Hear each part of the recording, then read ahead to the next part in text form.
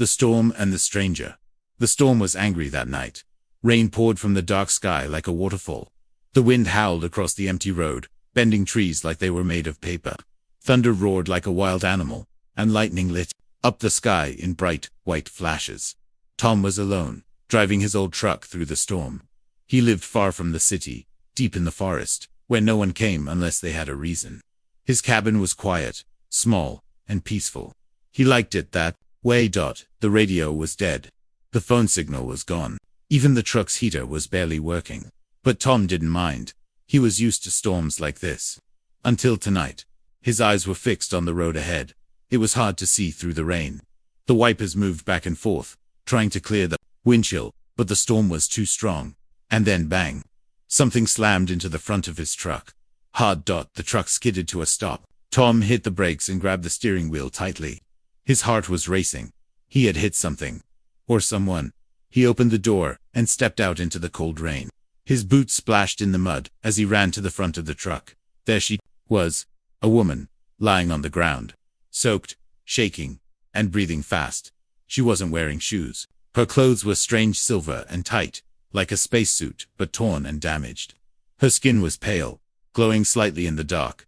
Her hair was wet and stuck to her face, and her eyes, they were not like any eyes Tom had seen before.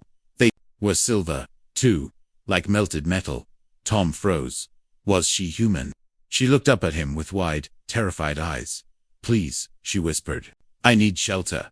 Earth's air, it burns me." Tom blinked. He had no idea what she meant. "What are you talking about?" he asked. "Who are you?" "No time," she said, struggling to stand. "They'll find me. Please, just help me." Against his better judgment, Tom helped her up. She was weak, barely able to walk. He guided her to the truck and put her in the passenger seat. Her skin felt warm. Too warm, almost like touching a battery. Inside the truck, she pulled her coat around her tightly and shivered. Her body seemed to glow faintly in the dark cab. Tom started driving again, this time faster. His mind was spinning. Who was this woman? What was she running from? What did she mean by Earth's air burns me? He looked at her again. Her eyes were closed. She was breathing heavily, but slowly calming down.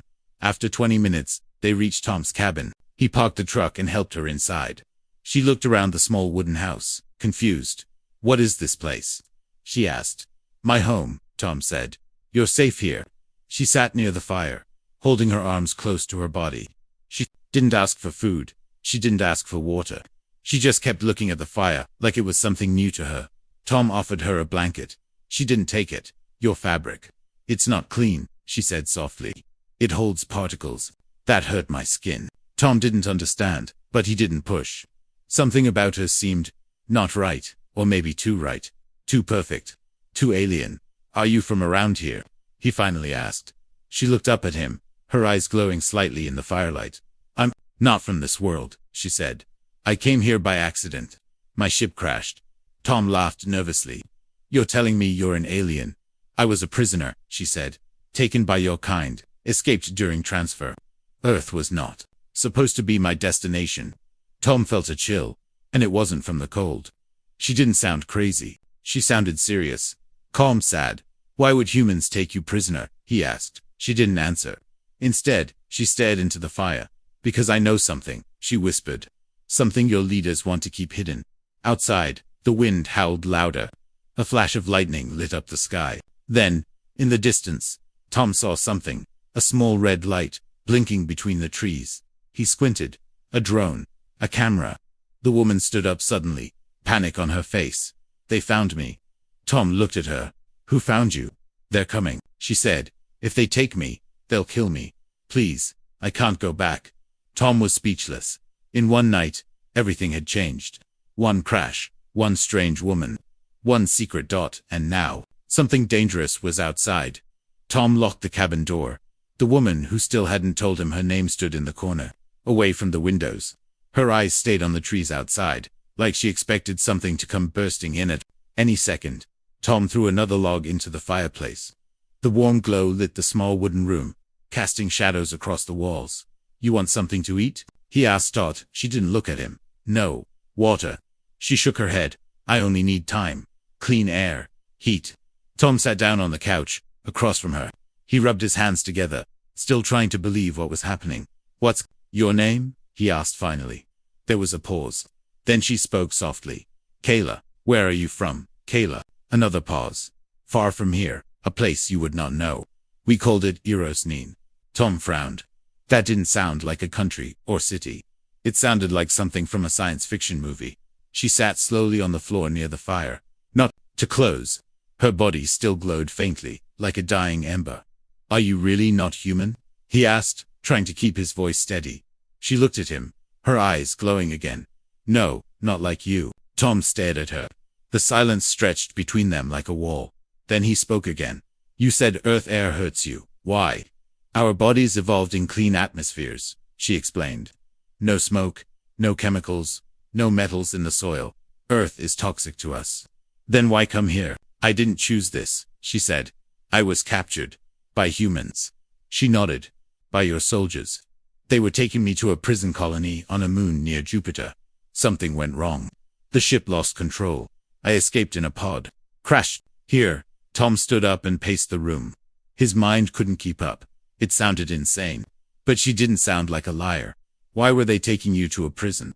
Kayla didn't answer right away. She looked at the fire again, as if searching for something in the flames. "I knew things I shouldn't have. Secrets. About Earth. About your history. About what's coming." That last word hit Tom hard. "What do you mean, what's coming?" Before she could answer, a loud beep echoed from outside. Tom rushed to the window. A small red light blinked from the trees. Then another. And another. "Drones. Double quotes. What are those?" he whispered. "Kaela stood. Trackers. Sentinels. They followed the energy from my crash." Tom grabbed his shotgun from under the couch. He hadn't needed it in years, but tonight was different. "Kayla, didn't move. Bullets won't stop them. They don't care about damage. Only data." "Then what do we do?" She walked toward the back of the cabin.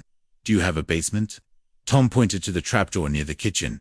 "In there," she said. "They can't scan through stone." Tom opened the trapdoor. The basement was old, filled with tools and supplies.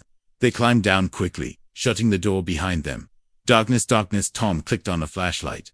Kayla sat on the floor, hugging her knees. "Tell me the truth," Tom said. "Why are they chasing you?" She looked at him, eyes serious. "Because I found something inside human history, a cover-up, something the leaders of your species hid." Tom swallowed. "What kind of cover-up?" Kayla took a breath. "Earth wasn't just a random planet we avoided. It was once a prison world, a dumping ground, a place where dangerous beings were sent to live, long ago." Tom frowned. "You're saying humans came from somewhere else?" "No, you were left here." Tom stepped back. "That's not possible." Kayla nodded. "Your species evolved here, yes, but long before that, this planet was used by other civilizations. Some of the genetic material on Earth was modified. Your evolution was pushed forward by accident. Or design. No one knows." Tom felt dizzy. The air felt heavy. "You expect me to believe all that?"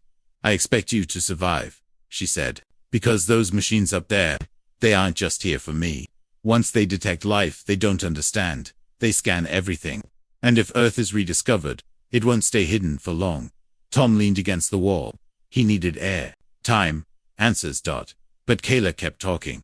"There's a reason your leaders keep us quiet. They know Earth is protected by ancient agreements. But if those break suddenly..." The cabin shook. Boom. The sound was distant, but strong, like something heavy had landed. Kayla stood quickly.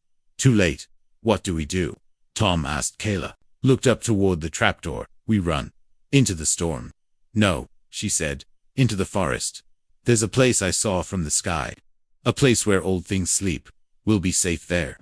For a while." Tom didn't understand, but he nodded. Because sometimes survival comes before answers. And tonight, everything had changed again. Branches slapped against Tom's face as he followed Kayla through the forest. The night was dark. The storm now a quiet drizzle. But the danger wasn't gone. It had simply changed shape. The blinking lights of the drones had disappeared, but both of them knew they were still being watched. Kayla moved fast. She didn't walk like a normal person. Her feet were silent, her steps light. She didn't breathe hard, even though the terrain was steep and slippery. Tom struggled to keep up. "Where are we going?" he whispered. "There's a structure," Kayla replied. "I saw it before I crashed. It's not human. It's old. We'll be safe there. Tom had no idea what she meant, but he kept moving. After nearly 30 minutes of walking, they reached a ridge. Below it was a small valley, hidden by tall trees and heavy fog. In the center stood something strange like a hill made of metal, covered in vines and moss. Tom stared.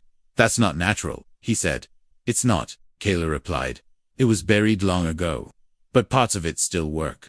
They climbed down and entered through a crack in the side of the structure. Inside, the air felt heavy. The walls were smooth, curved, and cold to the touch. Symbols glowed faintly in the dark lattice, but not from any language Tom had ever seen. Kayla placed her hand on one of the glowing walls. A soft hum filled the air. Lights flickered on, revealing a round room with a large table in the center. Is this place? Tom asked, looking around.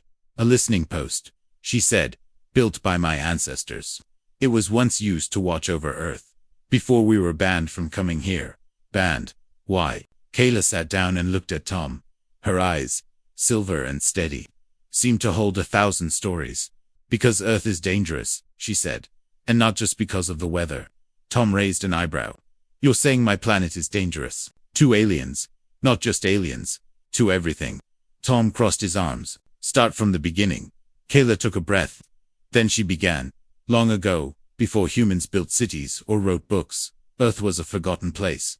It was used by many civilizations as a dumping ground. Creatures too violent, too strange, or too powerful were sent here. This planet was like a cage hidden, sealed, and left to evolve. Tom didn't speak. He didn't know what to say. Kayla continued. But something unexpected happened. Life here didn't just survive. It adapted, grew smarter, faster, and one species, your species, learned to build, to fight, to conquer.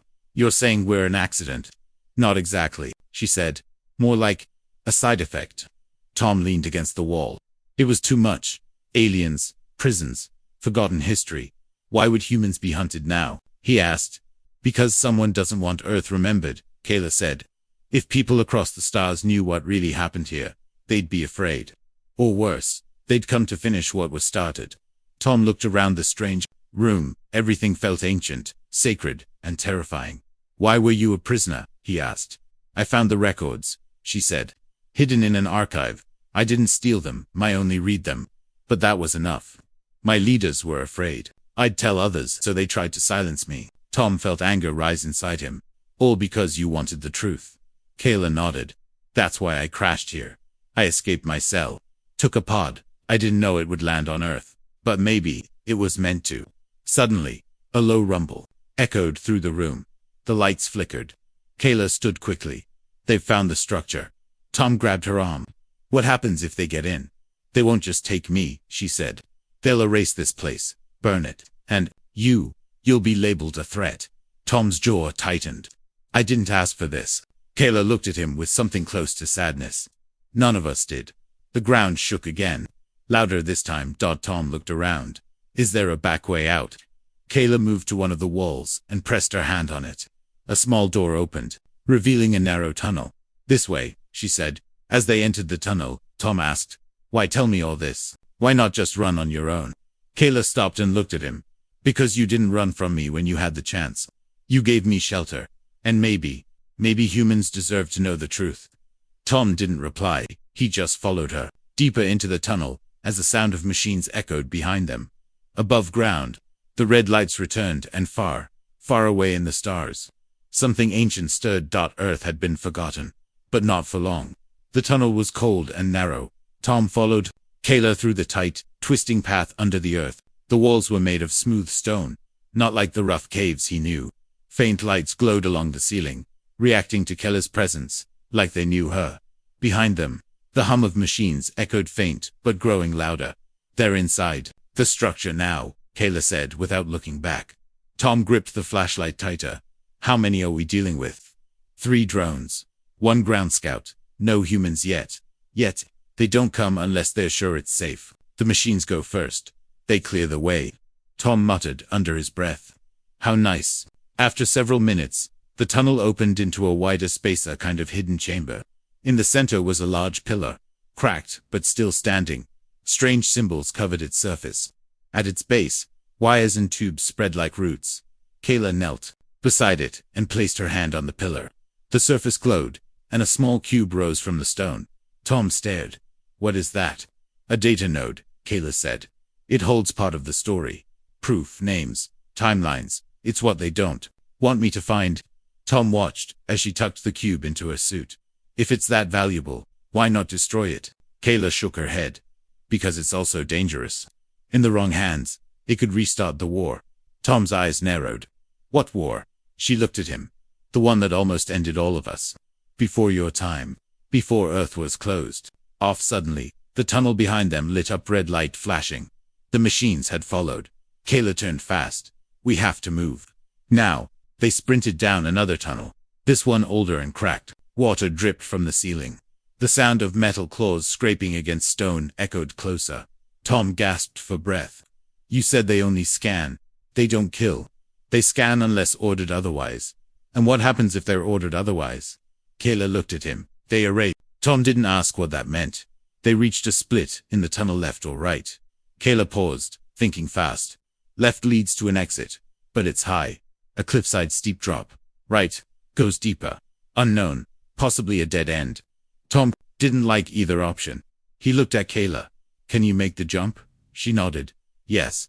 Then we go left. They ran out as they turned the corner. The tunnel widened into a large opening.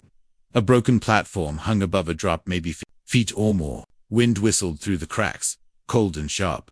Kayla didn't wait. She ran and leaped, her body almost floating in the air. She landed on the other side, rolled, and stood up without a scratch. Tom hesitated. I'm not built like you. Jump. Anyway, Tom took a deep breath, backed up, and ran forward. He jumped out. The edge of the platform crumbled beneath him. He slipped in midair, arms flailing, then slammed into the other side, barely grabbing a ledge. Kayla rushed forward, pulling him up with one strong arm. He collapsed beside her, gasping. You're heavier than you look, she said. Tom coughed. Thanks. Behind them, the tunnel glowed red again. Kayla stood and pressed a panel near the wall. A small door opened, revealing a hidden elevator. They stepped inside. Where does this go? Tom asked. Up. To the surface. Close to your world. As the elevator rose, Tom leaned against the wall. His hands were shaking. This is too much. I fix cars. I haul wood. I'm not made for this alien escape stuff. Kayla looked at him. You're doing better than most. The elevator stopped. The doors opened to a dark forest. They stepped out quietly. The sky above was still cloudy, but the rain had stopped. Where to now? Tom asked. There's one more place, Kayla said. A contact point. I don't know if it still works, but if it does, I can send the data. I can warn my people. Tom glanced around. You trust your people after what they did to you? She didn't answer right away. I don't trust the ones in charge, but I trust that someone, somewhere, still wants peace. As they walked, a sound buzzed in the sky. Tom looked up. Two drones zipped past, scanning the trees. They're searching a wider area now, Kayla said. We need to stay low. Tom had so many questions, but none of them mattered right now.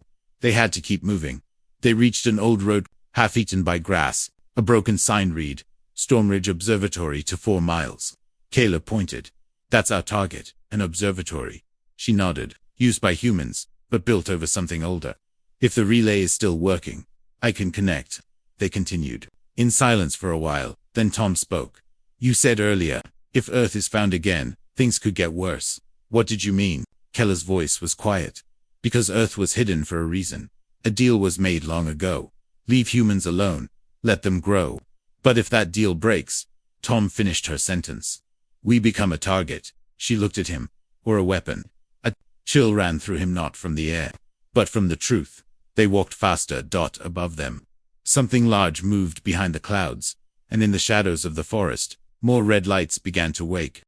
The road to the observatory was broken and covered in weeds. Kayla moved quickly, scanning the sky every few steps.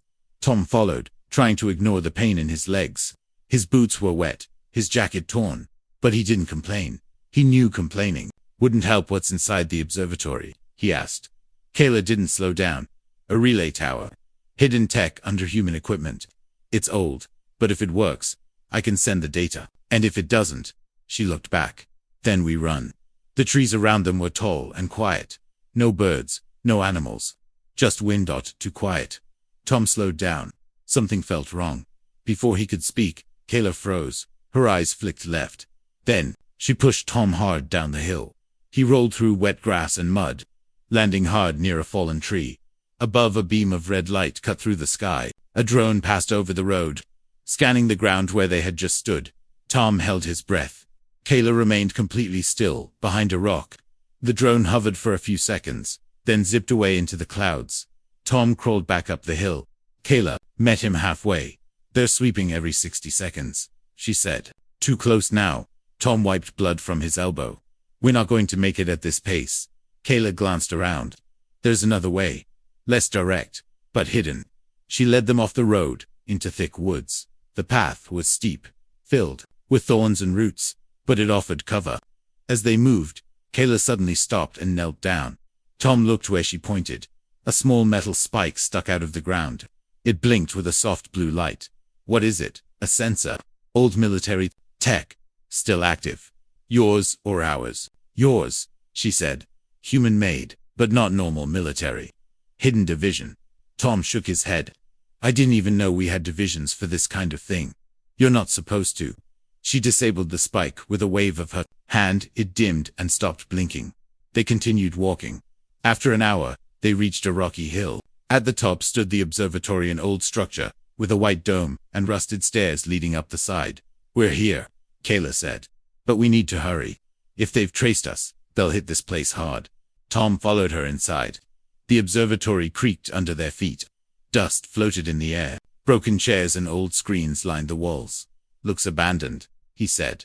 Kayla walked to a panel in the back wall. She placed her palm on it.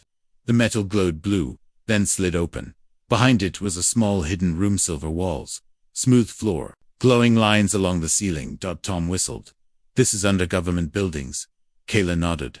"Your people found alien tech decades ago. Instead of sharing it, they built over it." She placed the cube she had taken from the underground pillar into a port on the wall. A low hum filled the room. Lights blinked in sequence. A screen flickered on, showing strange symbols and stars. Kayla's eyes focused.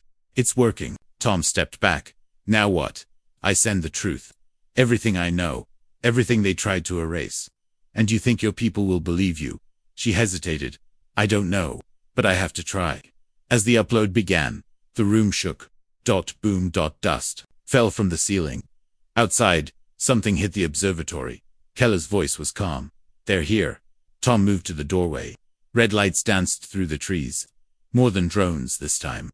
He saw large shadows, machines walking on two legs, scanning and moving fast.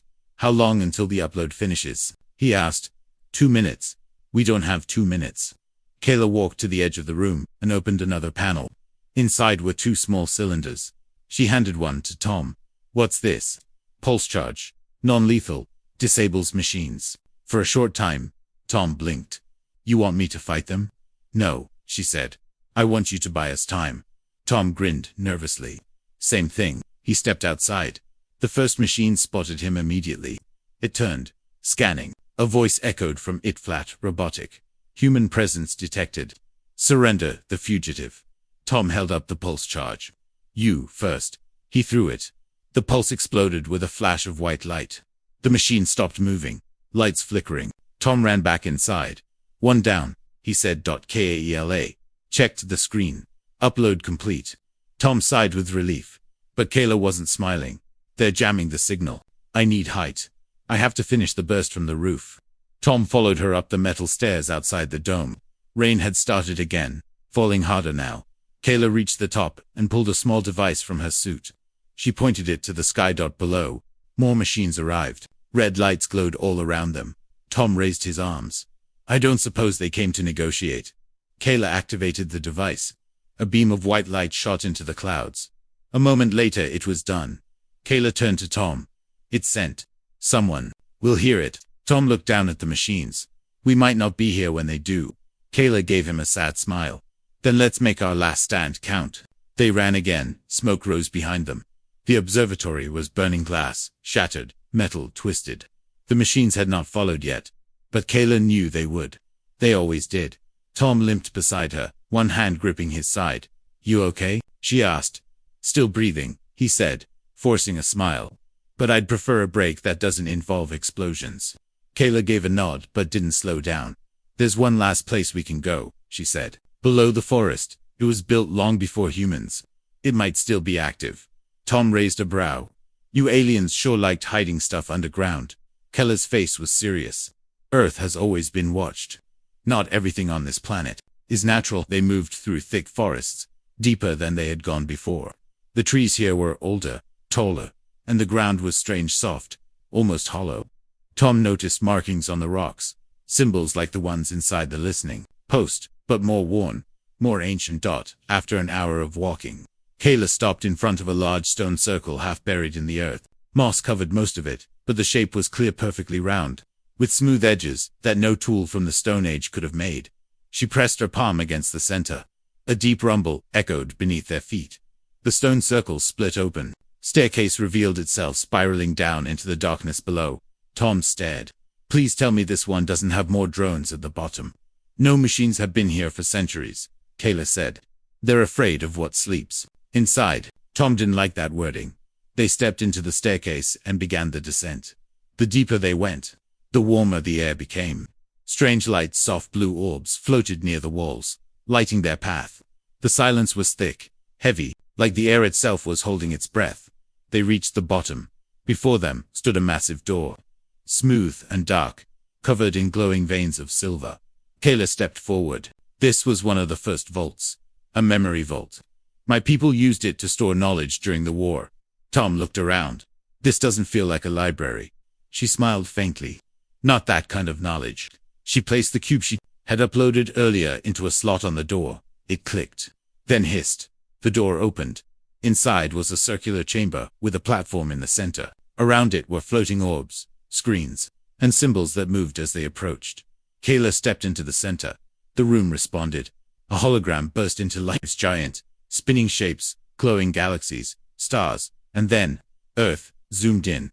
Highlighted text appeared, not in English, but the system translated automatically. Prison World Class 7 Species Modification Site. Tom stepped back. That's us. Kayla nodded. This confirms it. Long ago, something or someone changed the path of life here, and then sealed it. The hologram shifted again. Now it showed something else, a council, made of different alien species. They were arguing, pointing at a glowing Earth symbol. Kaela, translated softly. Some wanted Earth erased. Others voted to let it grow, alone. A final vote saved the planet. Barely. Tom watched in silence as the hologram shifted again. Now it showed humans primitive, then advanced, building tools, fighting wars, reaching space. But something was strange. Every time humans advanced too far, a red flash would appear. Kayla explained. Control events. Artificial resets. Wars. Plagues. Disasters. Earth was being managed. Tom shook his head, like rats in a lab. Kayla turned to him. That's why the truth was hidden. Because Earth wasn't a mistake. It was a project. A secret experiment no one was supposed to find again. Tom clenched his fists. And now that they know, Kayla nodded. They'll try to shut it down. The room suddenly pulsed. A deep vibration ran through the floor. Tom looked around. What was that? Kayla's eyes widened. Someone triggered the failsafe. They're trying to collapse the vault. Tom ran to the door. How do we stop it? Kayla rushed to the panel. We can't stop it, but we can take what's left. She pulled a glowing core from the platform's base. It spun in her hands, alive with light. This is everything, she said. The records, the history, the coordinates of those who voted to protect Earth. With this, we have allies. Tom nodded. Let's get out of here then. The walls began to crack. The chamber trembled. Dust fell like snow. The orbs dimmed one by one. They sprinted up the staircase as the floor behind them caved in. Stone and steel roared below. By the time they reached the surface, the entire circle had vanished. Swallowed by the earth. Kayla held the cord tightly against her chest. Tom looked at her. What now? We find the ones who voted for peace, she said. We show them the truth. Earth deserves to choose its own future. And if no one listens, Kayla turned toward the sky. Then Earth will fight, with or without help. Tom looked around at the forest, at the place he called home. For the first time, he didn't feel small. He felt ready. The air was heavy with silence. Tom stood on the roof of his old cabin, holding a pair of broken binoculars. Across the forest, shadows moved, not human, not animal. They were here again. Kayla was below, inside the cabin, preparing the core. For one final signal, she had cleaned the device, repaired the cracked casing, and recharged its energy. It was glowing now, dim blue light pulsing like a heartbeat. "We only get one chance," she said. "One shot. If it doesn't reach the right coordinates, it will." Tom cut in. "It has to." She looked at him, surprised at his confidence. But even she felt it now, the fight inside him. The fear was still there, but so was something stronger. Conviction. Outside, a low hum began to rise like a swarm of insects, but colder. Machines moved through the trees, red lights blinking, scanning everything. They were closing in. Tom looked down. Why not just run again? Kayla stood slowly, because this time, they won't stop. Not until Earth is erased. Tom nodded. "Then we make our stand here." They moved together. Kayla placed the core on a metal plate built into the cabin floor. She connected it to the last working satellite dish. Tom had a rusty old thing bolted to the roof, mostly used for catching bad TV signals. Now, it would carry the message of Earth. The data began uploading slowly. "Too slowly. We need 5 minutes." Kayla said. Tom cocked his shotgun. "Let's give it 6. Outside, the machines began surrounding the cabin. A voice echoed through the air. Calm, mechanical, final. "Surrender the data. Surrender the fugitive. Earth will be cleansed." Tom opened the door and stepped out. "Come get it." The first drone flew forward. Tom threw a pulse charge. The last one. It exploded in bright white light, knocking the drone out of the sky. Then came the walkers, tall, two-legged machines with scanning eyes and metal arms. Kayla stood beside him now, holding a weapon of her own, a long staff with a glowing edge, something from her world. Together, they fought. Tom aimed, fired, ducked. Kayla spun, dodged, sliced through one of the machines like it was made of paper. But there were too many. They backed into the cabin.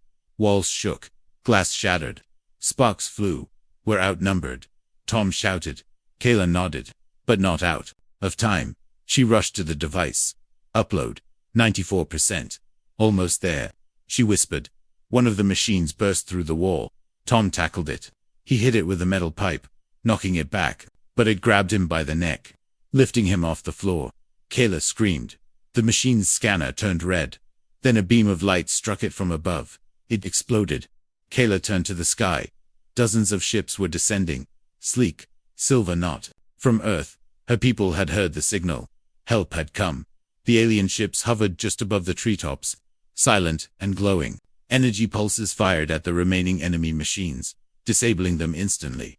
Tom coughed, rolling over. "Did we win?" Kayla helped him up. "We survived." Outside, the machines powered down, one by one. The forest was quiet again. Tom looked at the alien ships. "Your people came." She nodded. "Some of them still believe in peace." The signal proved the truth. Earth was never a threat. It was a promise. Tom limped outside. The stars above were clearing. For the first time, they looked closer. "What happens now?" he asked. Kayla stepped beside him. "Now we speak, we negotiate, we make sure this never happens again." He laughed weakly. "Sounds like a big job. You started it." She smiled. More ships landed nearby. Peacekeepers, observers, not soldiers. One of them, tall and covered in a soft metallic skin, walked toward Tom. "You are the one who sheltered her." Tom nodded. "You have acted with courage," the figure said. "You represent the best of your kind." Tom shrugged. "I just opened the door." "No," Kayla said softly. "You changed everything." Tom looked out across the land. His land, Earth, a forgotten planet, that had just become known again. Maybe not as a threat, not as a mistake, but as a home worth protecting, a place worth fighting for. Epilogue. 2 weeks later. The skies were calmer. Alien visitors no longer hid in shadows. They stood beside humans, helping them understand what had been lost, and what had been hidden. Not everyone trusted them. Not everyone believed. But Kayla stayed. She lived in a rebuilt part of the forest, near Tom's cabin. The two of them often sat on the porch at night, watching the stars. "You ever going back?" Tom asked her one evening. She shook her head. "Not yet. Earth still has more to teach me." Tom smiled. "Yeah, it tends to surprise people." Far above them, the stars shimmered. And this time, Earth was not alone.